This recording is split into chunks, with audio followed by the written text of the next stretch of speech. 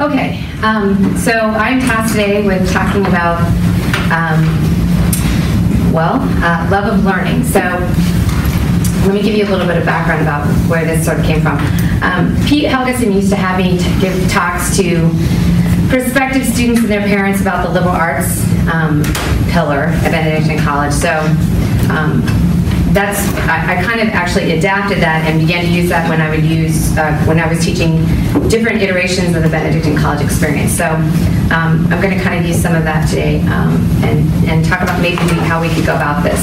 So when I think about teaching sort of love of learning, but particularly this idea of the liberal arts education, one of the things that I do is I use a survey as an instrument.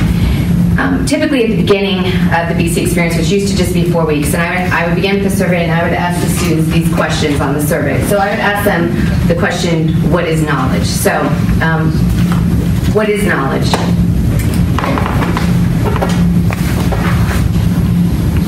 Anybody have any thoughts? What you know. What you know. I'm just going to say that it's always awkward to use the same word that we're defining. It's certainly that. How about necessarily true conclusions drawn from principles that are self-evident? Self-evident? Not a lot of knowledge. Right. It's a high bar. That's right. It's a traditional definition.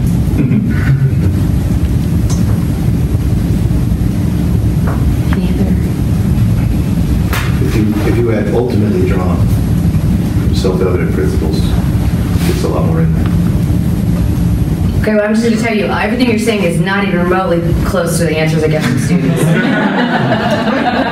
They go along the platonic route in their answer. Absolutely. How to math right? How to math right? The cave, yeah.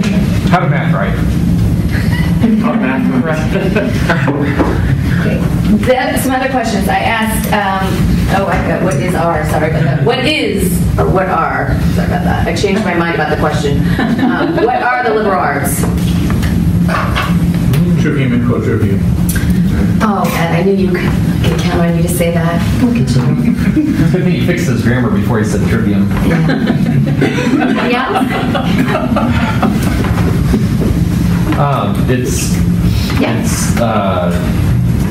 It's the knowledge, it's the ability to, it's the tool that you use to acquire knowledge with your leisure time, which is kind of a gift.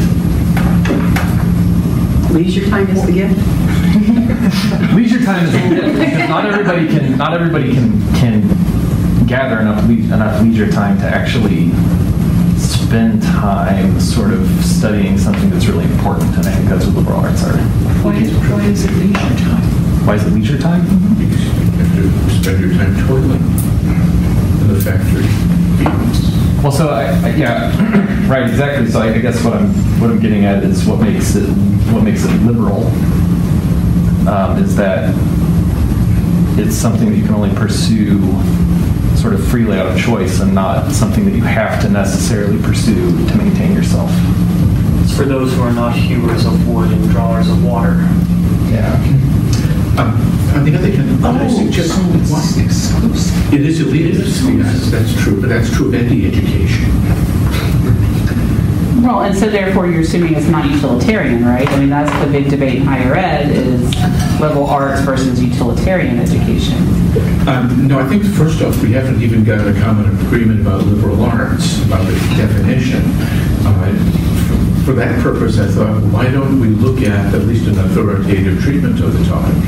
So I went and I got the first paragraph out of the New Catholic Encyclopedia article on the topic. A name given in late Roman times to disciplines that were considered preparatory studies for philosophy. They were usually counted 7 in number and were grouped as the trivium, grammar, rhetoric, and logic, and the quadrivium, arithmetic, geometry, music, and astronomy. In 20th century usage, the term has become more general and less precise.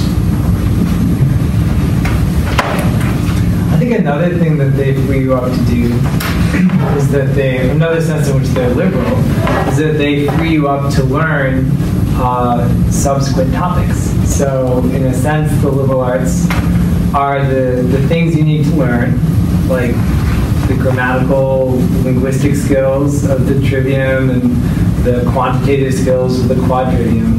The things you need to learn to be able to tackle or to master future topics going on. So they're the thing that perfect you to do your own learning later on. I'd like to add on to that.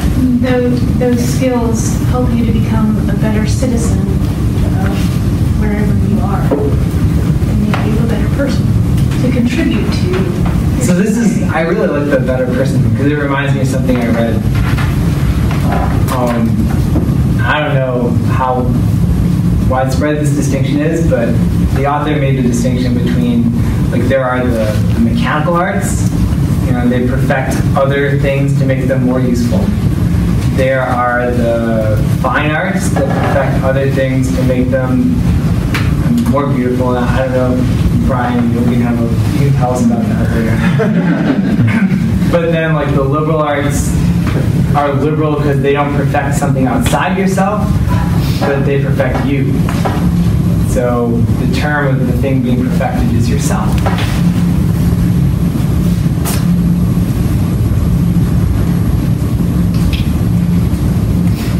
There is a sometimes made.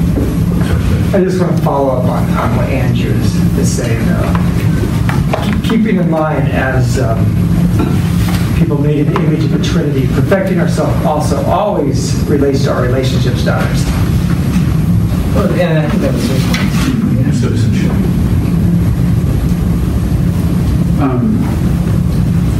I would go beyond the term liberal and say liberating. There are things that help you see the world holistically so that you're not imprisoned by your own ignorance of the other side of the story. They allow you to not just be in yourself, but to also be in someone else's shoes. Even going back to the basis of rhetoric, right? Part of being good at rhetoric is imagining yourself into the person who's arguing against you, so that you can anticipate where they're going and preempt their, not that it always has to be confrontational, but that you're free from yourself. Yeah. One of the other questions that I actually also start with is, they're all familiar with the 4 pillars, but I ask them, if they only get to pick one of the 4 pillars, which one of the 4 pillars is the reason that they chose to come to Benedictine College? What did they say? Not liberal arts.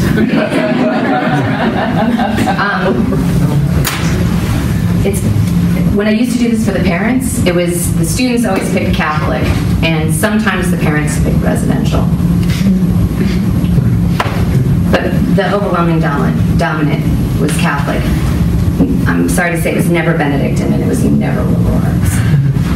So that's actually extremely informative, because one of the questions that we might want to ask ourselves is, how deep does our educational mission go? Does this include informing the parents, at least in some fashion, about this issue? So the other question that I would ask, in the survey at least, was what's the purpose of liberal arts education? And some of you were saying some of the things liberating. And the response that I often get is the all-purpose answer that they've heard is, it will make me a well-rounded person. And then I start asking what that means, and they can't parse that statement at all. They've heard it a million times, but they have no clue what it means. So one of the ways that I begin, or that I've attempted to kind of come at talking about the course catalog is, I use a lot of the ideas from John Henry Newman, which is where I think I've found here all the quotes come from. all the definitions of knowledge you guys have used. I really like to use Newman's definitions of knowledge, because when he talks about knowledge, he's talking about it as something that's actually not what you know. He's talking about more of it as what in these definitions. Do you have a particular passage that you want to our attention? Any of these. Any of those first three?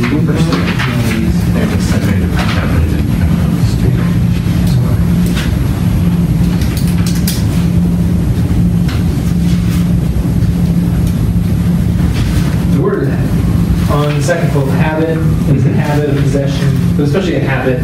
Newman has the phrase philosophical habit of mind, which talks about it's the mind. It's not about the knowledge that's possessed, the functioning of the mind, the way it operates.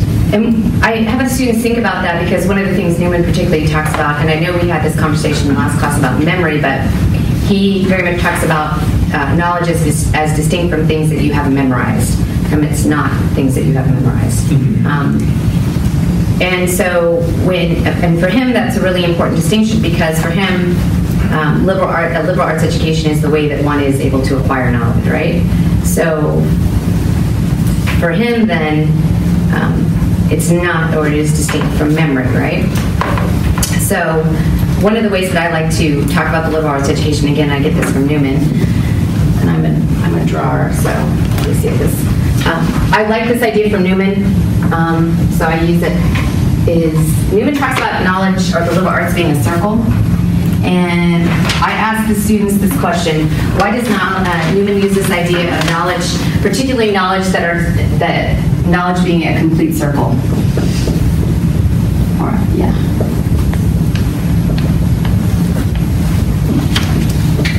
Any ideas? And he's taking this really pretty straight from, I'm looking at the math guy, the math. You might know this, but you might also know this. Art people might know this from he takes this from the Renaissance. So,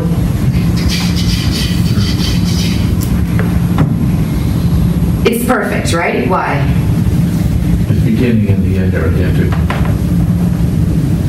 There's no, okay. Because for him it's perfect. It's the perfect form, right? So in the Renaissance, there's no beginning, no end, right? And all points are equidistant from the center. So for him, knowledge is a complete circle because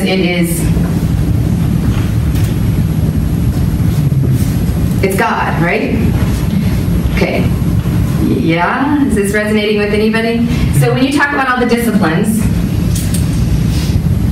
and then this is where I go into my food methodology. These are pieces of pie. I know I'm mixing metaphors here. Sorry, guys. So any of these disciplines are what? Wedges of the pie, right? So one of the common things that I find with the liberal arts education is students don't talk about it in the way that you guys were talking about it. Students talk about it as what? When you look on this sheet where we talk about the core curriculum, what do students say a liberal arts education really is? They talk about it in terms of what? Oh, that's where I'm a business major, but I have to... Right. They define liberal arts as anything not in their major. Yeah.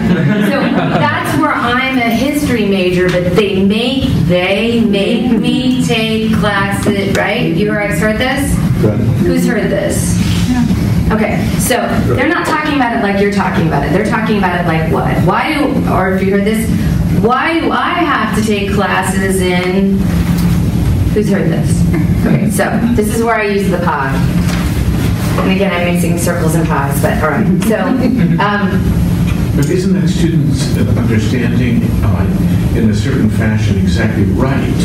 That is, with the abandonment of the notion of, say, the trivium and the quadrivium, which does suggest there's a kind of objective content to learning, isn't the understanding of anything I take outside of what the major that I want, and then equally voluntaristically what you make me take, as you want me to happen.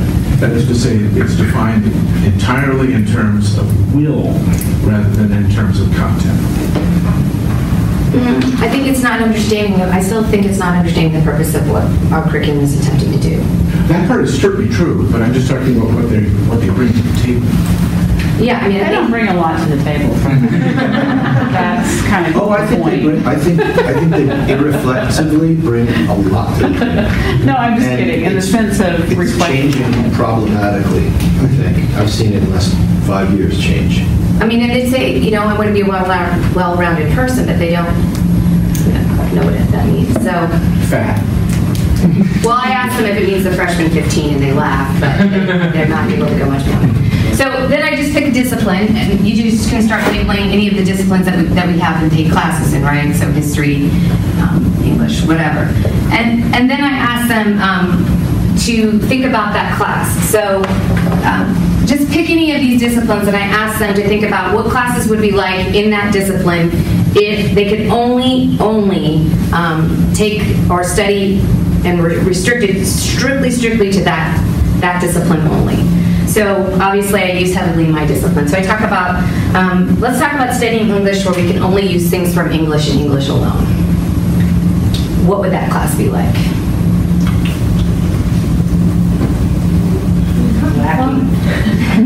Etymology. The books wouldn't be about anything other than English. Okay. And That kind of novel is really bad. okay. Well, and I point out, one of the reasons I actually, and I tell this story, one of the reasons that I actually majored in English and went ahead and got my PhD in English is because I wallowed around in a circle, so to speak, and couldn't make up my mind about what I wanted to do, and decided what? Ooh, here's the one where I get to do all of it all the time, which is when you teach literature, you get to steal from what?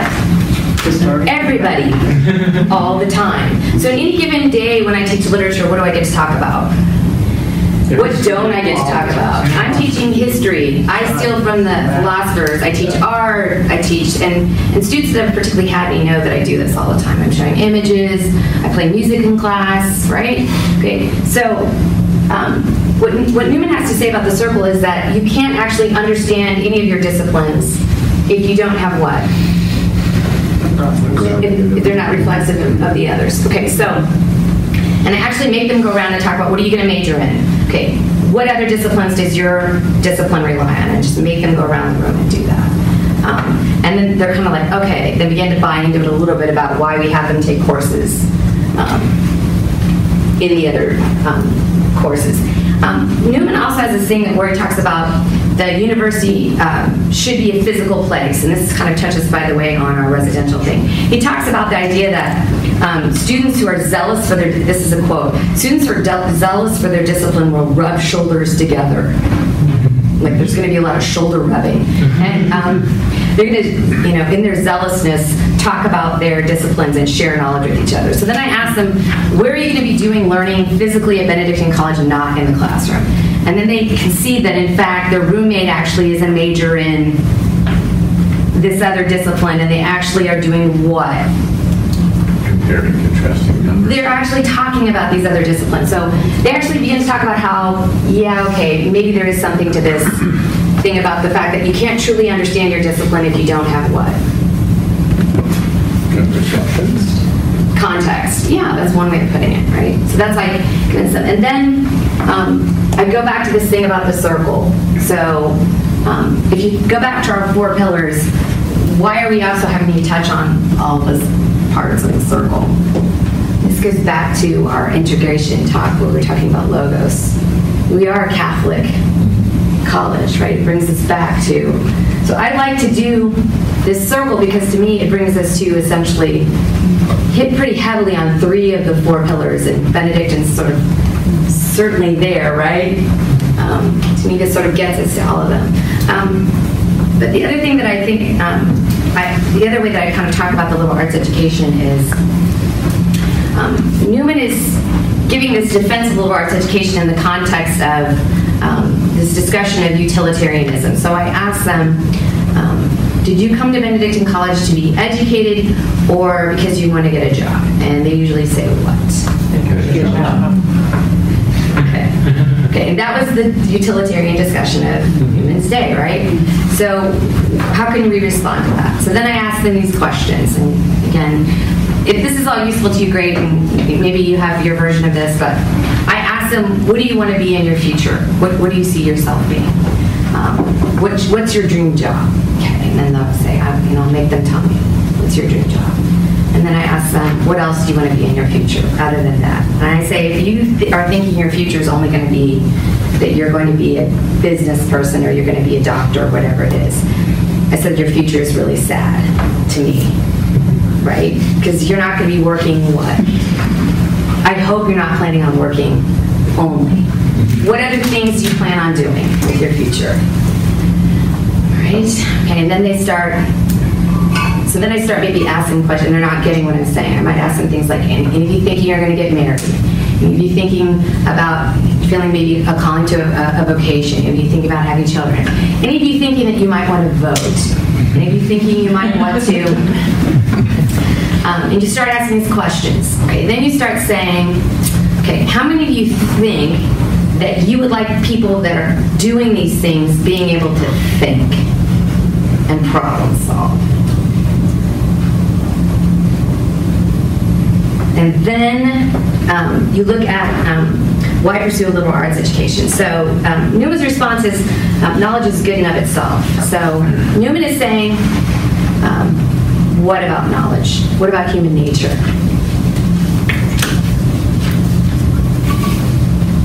This is philosophy speak, which I know that some of you know well. So after our basic needs are met, like food, clothing, shelter, what do we just want to know? Self-actualization. Yeah, I mean, right? Don't we?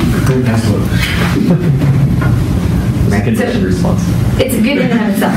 But I mean, is this going to satisfy your parents that when you are living in your basement? No. So. There's a student who sent me an email about 40 years after graduation. He said, Dr. Manjarowski, I got your joke. It was the very first class I ever taught in the States. And I asked what their majors were. He was an accountant. I said, a thinking accountant. There you go. So, It just takes slowly, I guess. it's going to take him a while. Yeah, he got there. But he says that the second thing is that the purpose of a liberal arts education is it doesn't prepare you for a career, it prepares you for life. It prepares you to be able to think. So that's why, that's really why I began with the question, which I've already raised, is what is knowledge? Because if you take knowledge to be more what Newman's thinking it as, it's not just data and facts and things that you've memorized, which I absolutely concede. I think it was Eddie that maybe made the point that memorized things are an important part of education too. As long as you understand what you're doing. Right. I mean, there is definitely a place for that. But really, when you think about what we're attempting to do here, we're sort of getting them, training them for thinking. We're training them to think in all these different disciplines. And that's really what we're supposed to be prepared. That's the preparation for life. But when we talk about, education for life versus a career, that could be a false dichotomy too. I mean, I like Peter Drucker, who's one of the management gurus, says an educated person is a person who can make a living and live a life. And I think both of those things are important. Right? And I when I look here and I see, our disciplines are 1,000, 2,000 level are in many cases very liberal arts oriented in any of the disciplines, right? So, over in the biology department, they have to teach people about biology, and then they have to make biologists. Right? It's about and you make biologists probably more on the 3,000, 4,000 level. In your upper level disciplines.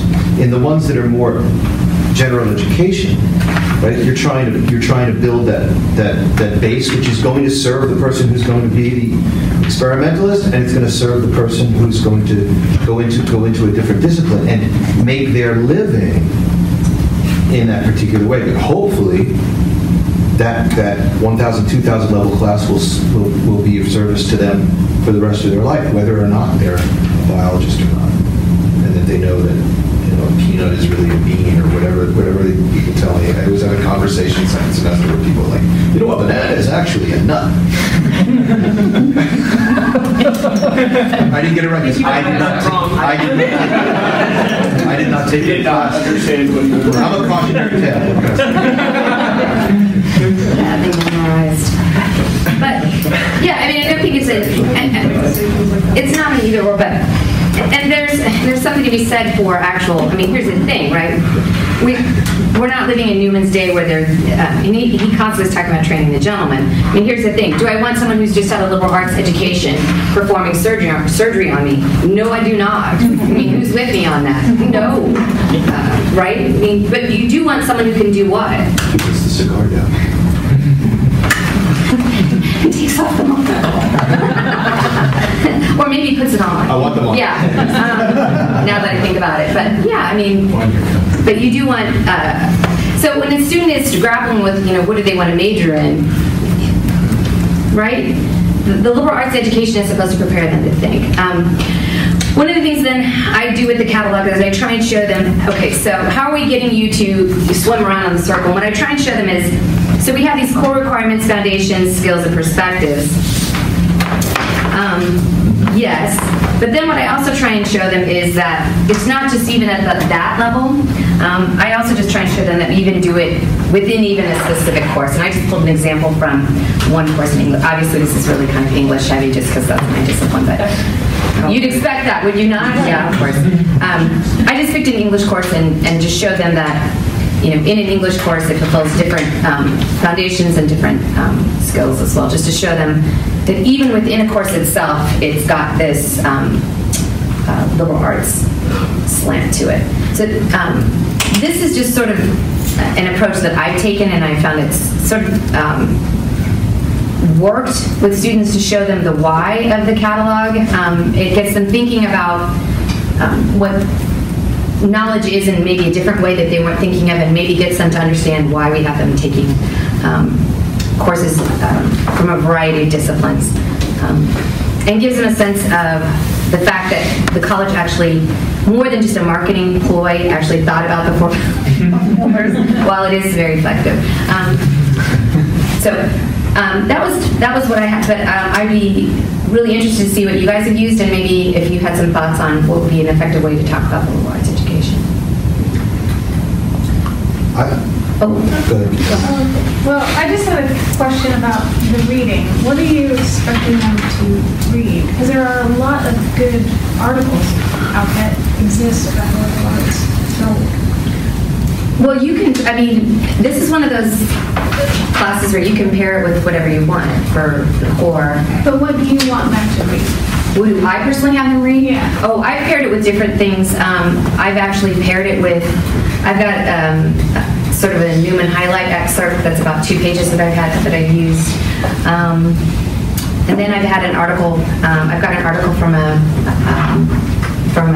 professor at Notre Dame where it's about picking your major and how you can't go wrong, because it's a preparation for life, that I've used different readings. But you mean for this class, what is the core text? Because this isn't the core text. What do we want them to read in this? Yeah. I think the core text for me is the understanding this. The general education requirements, this. That's the core From pages. From page, I think it's page 56 through to 59. Yes. Yeah. 56 to 59 in particular. I'm particularly interested in the exciting part about, say, 57 and 59. To me, that's the core text. Because what we're really trying to get them to understand is Those are the numbers and the letters. But there's a good paragraph on 58 you have to include. It's talking about the skills and perspectives. You can't leave. I mean, what we're really trying to get them to understand is just this is a sort of a combination thing. It's the practical nuts and bolts of basically how our curriculum works, but it's also the why. Yeah, I just think there's a lot of other good stuff that they could read to get the why that's more engaging than the course catalog. Well, but they do need the why. Well, but that's up to you, though. I think she's saying that we all get to choose. Yeah, this is one of those tiny core text. Knock yourselves out. Yeah, so the thing, yeah. So there's no core text in this except the peculiarly parochial approach that we have at Benedictine College on those 3 pages. Well, but And then this- whatever else you choose to assign. Because we're dealing with We'll have a shared the peculiar, experience. we're dealing with the peculiar students who have chosen that approach, right? Because they're, I mean, that's the reason. But that's the design of this course. Not every single week have we dictated all the core texts. Some of them you're supposed to bring in your own. Okay. So this is one of the weeks where we're inviting you to pair it as you choose. I like the approach that you're using, bringing up the circle of learning, and the notion that there isn't something like an encyclopedia. What I'm a bit worried about is that the approach that we use, say, with an encyclopedic, say, cycle of education approach, could be taken in a leveling fashion. In which case there's no sense of the ordering of the sciences. That, I think, is something which probably needs to be worked out across the board in the faculty. Right. I mean, Jan, I didn't hear what you were saying earlier. What were you saying? I wanted clarification, though. I really thought that the definition that the committee was using of core text was something that all of us used consistently. Yes. And that is those pages. I think we're blurring the words we're using here a little bit. So the core that everyone would be asked to use would be those 3 pages, right? But then you have a complementary text that's your choice, or you can borrow from someone else, or we can all brainstorm together, or whatever. Yeah. So in this week, the core is small, which allows your complementary text to be a little hardier.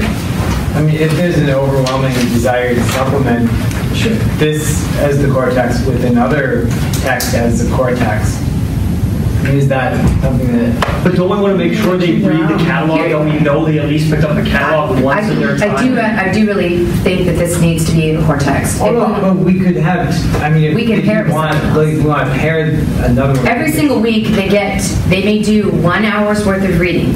So when the required core text is small, you're allowed to supplement with whatever you choose. This week it's going to be small. So add what you choose.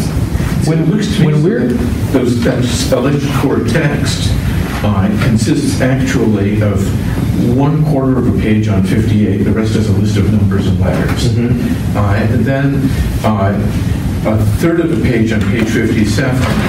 Correct, but they have to digest and understand it. And you're very familiar with the catalog and how it works. I can assure you they're not. And also, I mean, like, the numbers are not meaningless. If they're going to engage it, then hopefully they'll see, like, where is the class I'm in right now this semester, where does it fall on here? Yeah, I mean, we're asking them to actually look at look at this, give it some thought, and try and figure it out and understand it. I mean, conceivably, you're giving them a reflection. So let's say, hypothetically, what is your major going to be? Well, let's look at the catalog. What classes are you going to take? You know, map out a 4-year plan. I mean, it's not just looking at it and memorizing numbers, it's understanding it. And that's not an obvious thing.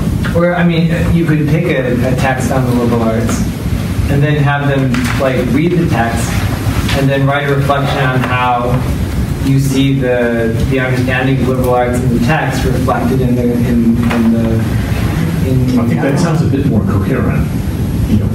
But that's your choice. Yeah, I mean, that's what I'm saying. I've done something that's theoretical. Here's what the liberal arts are, and then I've said, okay, how do you see that functioning in our catalog? I mean, that's a way to do it. I have 2 questions that will help me understand how to teach this week. The first one is, we have a core of texts that we are all going to assign. When we assign these readings to the students, do we tell them which one is a core or a supplement, or do we just say, here's your reading, this list of things, and then they go read the things? That's the first question. Because if we call this a core, and then we have some other writing that maybe has more to reflect upon, I would like it, if it's the case that I don't have to call that core, I'd like to maybe transpose the order that I put the titles on the list that I give them, so that the thing they might reflect on more. Core and supplemental are our designations. They're our designations, so they'll never see those words. It could be unwise. Yeah, it could be, because it might mean the thing that Okay, you good. don't have to read. Okay, so the word core does not necessarily for us. We're using these terms so you know. Right. We're using the word core because we want to make it clear that if you said that you're going to teach this class, these are the non-negotiables. Right. You will be using these texts. So that really the means common experience that everybody taking the class will have read. So core text, this week, core text really means common text, not part of the matter. Yeah. That's what it always means. Right? That's what it always Okay. I like that. In the Just checking. So when I assign these, I'll put it on the bottom of the list and Right. expect them to be- And that's another reason why logistically, each professor may want to manage the class themselves, because this week you may want to compare this text that we're all using with whatever, whereas Daphne may want to pair it with something else entirely. Everybody has, unless the text that everybody's using, what was the week? The first week, for instance, when it's Morgari and Excordiated. That's all there is. I mean, that's all you're going to have time to offer. There's no room for anything else. That's going to take the whole hour and an hour. We find a definition of liberal arts in the catalog. Do we have any common notion? Right. The problem, I think, and I was worried about this today, is obviously, there's issues with our general education. I've never met anybody who is fully happy with it. And whenever you get a bunch of professors together to think about it, I'm sure there's a lot of stuff we can think about. But we've got to keep our focus on how to deliver this to these incoming freshmen. And it's going to be on the general education just as it is right now. All right. And with or without definitions, the very first day we spoke about part of this text, right, which was part of the inspiration of doing what we did, which was, as a liberal arts college, this very first paragraph under general education is dedicated to providing, through these programs, the college guides students to refine their capacity for the pursuit and acquisition of truth, to appreciate the major achievements of thought and culture, and to understand the principles that sound theoretical and practical judgment require. That's as close to a purpose of the liberal arts as we get in DC. And looking at these definitions of Newman, I think it's pretty close to a really traditional understanding. I'd like to echo just what you're saying by saying, like, this course isn't going to be the opportunity to make our students unhappy with the Gen Ed program. Right. But as an advisor, we're all advisors, right? I mean, if I had to advise freshmen going to their second semester, when they'd actually read some of this beforehand and thought about it, I think it's a great thing to say, next semester you're going to have to register, right? With a little bit of guidance, but you're going to have to register. So, look at it beforehand. And also, I'm sorry, what is this? Okay, so Nick, one value I can see for explaining to him, not using the word core or common or whatever, but explaining to him this is the text everyone else will have read. I could see that would be valuable every week, right? Right. That this is the one that is constant across sections. That way they're able to Discuss. maybe target that or target the one that isn't, and have some concept as they leave which thing everybody else has read. Mm-hmm. I don't care if you call it core or common or whatever. But don't call it Common Core, because that's Don't a call whole it. other. I also think we need to keep in mind that the focus for this week is the habit of mind of questioning and posing problems, not liberal arts in itself. I mean, of course, liberal arts is one really excellent way for us to couch that, but your complementary text could be anything else that got at curiosity, got at being able to ask a question, pose a question, that kind of thing. That made sense that worked well with the catalog. Sure. Yeah. It wouldn't have to be a liberal arts implicit thing. Could I propose adding to the requirement for the 56 to 59 precisely that paragraph from the mission statement, so that we would all in fact be on the same page, beginning as a liberal arts college, on page 8.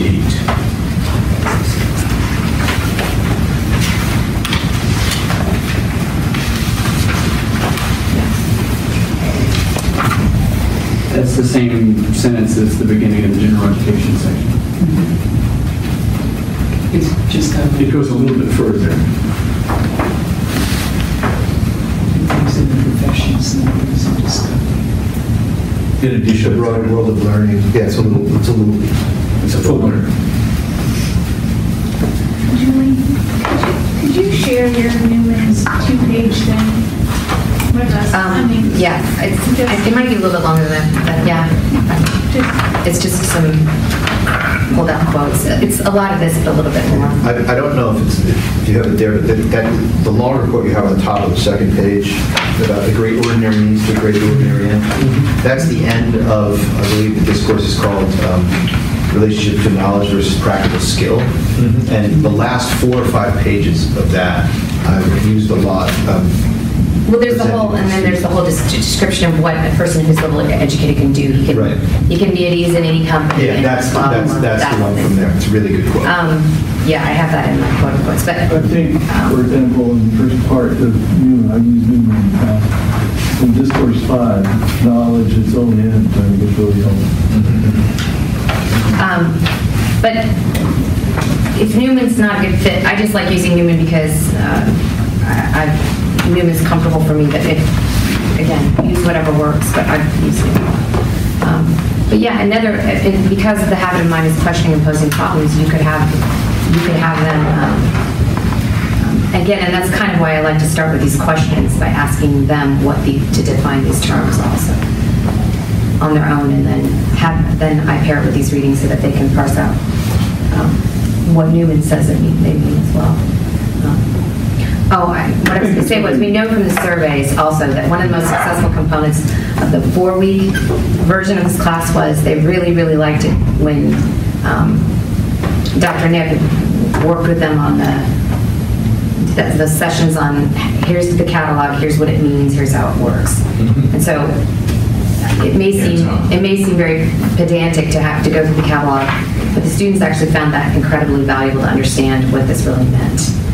We might remember what Newman was trying to do. Remember, he was trying to sell a liberal arts college to Catholics, and the Catholics were the highly educated people, right? The Catholics were workers and so on. And the children who would be starting there would have to start from really low backgrounds in terms of intellectual, coming from working class backgrounds and stuff. And so it's a really hard sell that he's doing.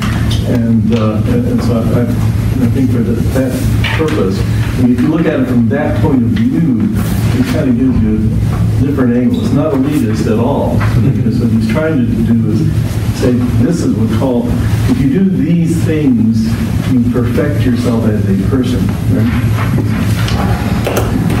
Well, Newman's approach is to unify things through theology and point to the fact that theology is, in fact, or deserves to be a university subject, and in fact, a unifying point for university education. So there is such a thing as a Catholic mind.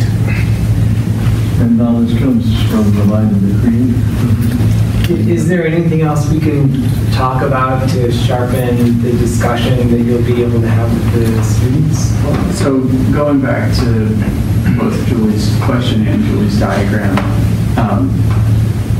when I tried to explain this to my advisees before, I used the story, and I don't know what culture or what reference the origin of this story is, but I've heard different versions. So the idea is that the king has an elephant in front of him, and he invites all of the blind men in, and then he asks each of them, what did you touch? And so the one describes the trunk, and the one describes the feet, and the one describes the tail, but none of them know what the elephant is, right?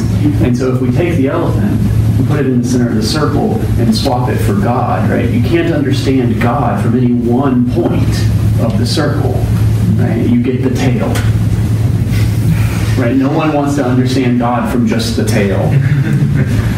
And so we need these other ways of understanding in order to get the whole picture.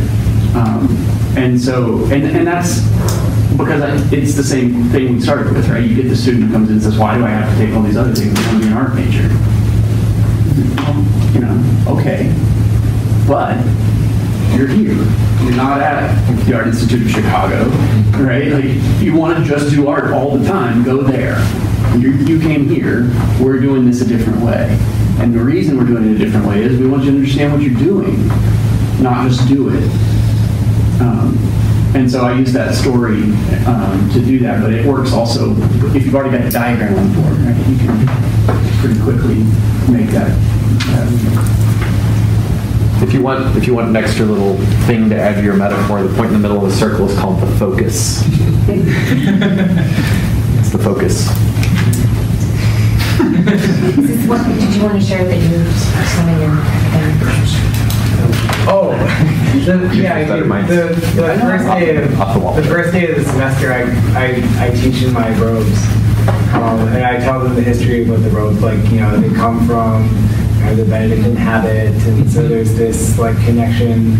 The university emerges from the monastery, from the cathedral arts, from the cathedral school, and so there's this deep connection between you know, the strive to know God and the work we do in trying to understand the world around us, and just kind of, you know, talk about how the Benedictines were really the ones who passed on the liberal arts to the Middle Ages.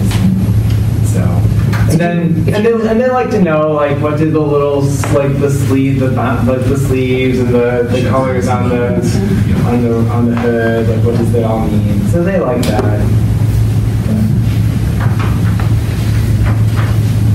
That's one thing that I think that sometimes I found helpful, at least in the logic courses and some of the early things, would be to ask, granting that we have a circle of art,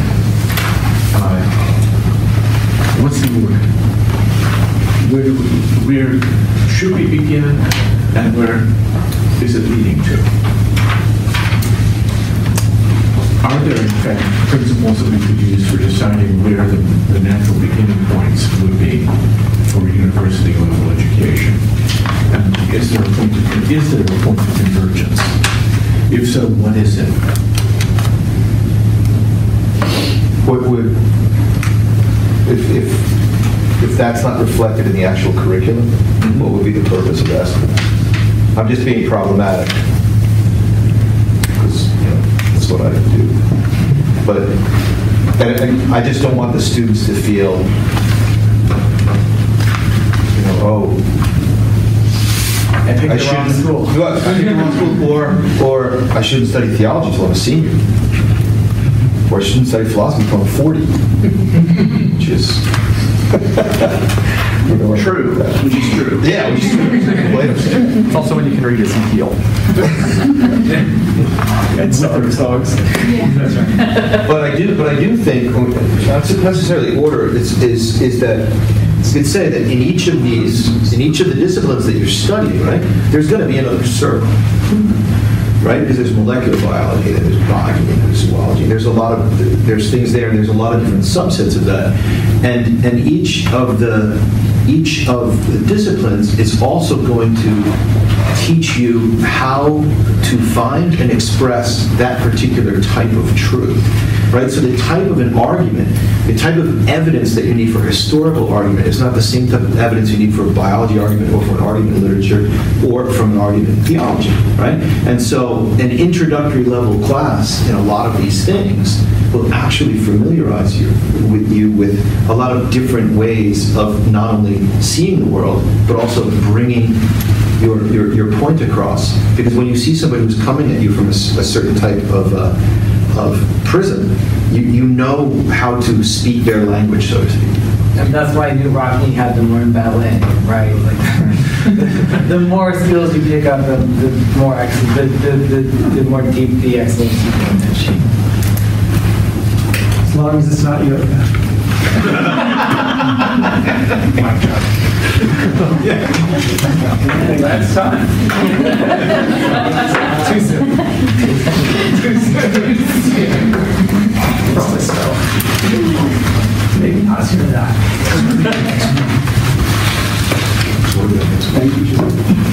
Next week is me, and I didn't do my homework because it was Valentine's Day last night. And so I will Wait until the night before to do your homework? Yes. You've been thinking about it a while, though. I've been thinking about it a long time. It was just like putting it all together into a form that you can absorb. So by tomorrow, I'll have the paintings. The 2 paintings are already up on the Blackboard site, so you can look at those. But there are a couple of videos, and I'm going to write a little like 1-page context thing for you to look at. That's what I haven't done yet. So this is the first time we're using a non-text text. Yeah. And so if you'd like to start with the paintings, without anything else, that's fine. But I've got a couple of YouTube videos that are about how to look at art, because many of our students have never done that before. Trust me, I teach art appreciation. And also just a little bit of context about the artists and the paintings in particular. So some things to help you think about where to start. So, like I said, I'll have that to someone to put it on the Blackboard site by tomorrow. You're not going to do it until next Wednesday anyways.